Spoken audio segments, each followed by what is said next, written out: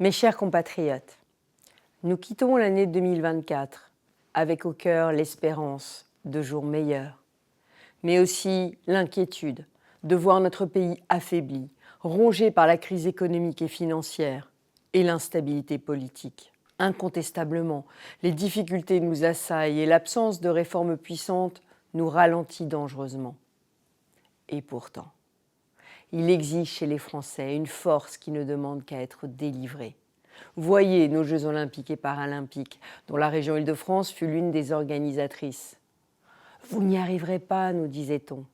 Alors oui, j'en ai rencontré des prophètes de malheur, mais nous avons travaillé d'arrache-pied, nous nous sommes rassemblés avec passion et fierté, et sous le regard du monde, nous avons réussi ensemble. Voyez aussi Notre-Dame de Paris, incendiée, sauvée et ressuscitée dans toute sa splendeur. Impossible, soupiraient les incrédules. Possible, rétorquaient nos soldats du feu et nos artisans aux mains d'or. Ainsi, quand la France veut, elle peut. Et surtout lorsque l'État, comme ce fut le cas pour ces deux événements, accepte de lever toutes ces normes qui menottent les talents français. Tirons-en la leçon. Si on veut obtenir quelque chose qu'on n'a jamais eu, il faut tenter quelque chose qu'on n'a jamais fait.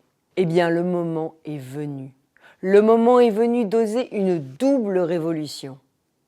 La révolution de la débureaucratisation pour réoxygéner la France et la révolution de la décentralisation, celle qui donnera vraiment aux collectivités locales le pouvoir d'être plus efficaces au service des Français, pour que vos impôts soient mieux dépensés, pour que les doublons soient supprimés, pour que la démocratie locale lève les blocages actuels de notre démocratie parlementaire. Non, il n'y a pas de fatalité au déclin français. Nous pouvons nous relancer, mais sous 3 conditions. Regarder la vérité en face, avoir le courage de la réforme, et puis servir l'intérêt général plutôt que les intérêts partisans ou les égos. Alors bien sûr, nous avons des différences politiques, mais peut-on pour une fois rassembler nos intelligences et nos volontés pour servir la France, pour lui donner un budget, lui permettre de mettre de l'ordre à nos frontières, dans la rue, dans nos comptes, pour moderniser nos services publics qui sont au bord de la rupture. Protéger, éduquer, soigner. Voilà les objectifs vitaux que nous devons aux Français face aux défis. Il n'y a finalement que 2 options. Soit nous trouvons des excuses pour abdiquer, soit nous trouvons tous les moyens pour réussir. Moi, je n'ai aucun doute sur le courage et le génie de notre peuple. Ce n'est pas lui qui est en cause, c'est notre système qui est totalement rouillé et verrouillé. Alors débloquons-le et nous réussirons.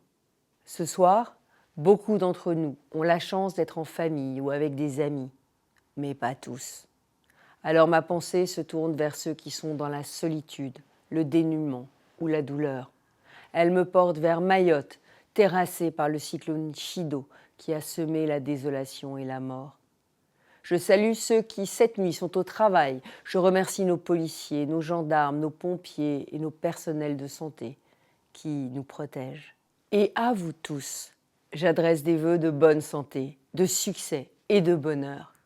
Que la vie vous offre ainsi qu'à ceux que vous aimez ses plus belles émotions. De tout cœur, je vous souhaite une bonne année 2025.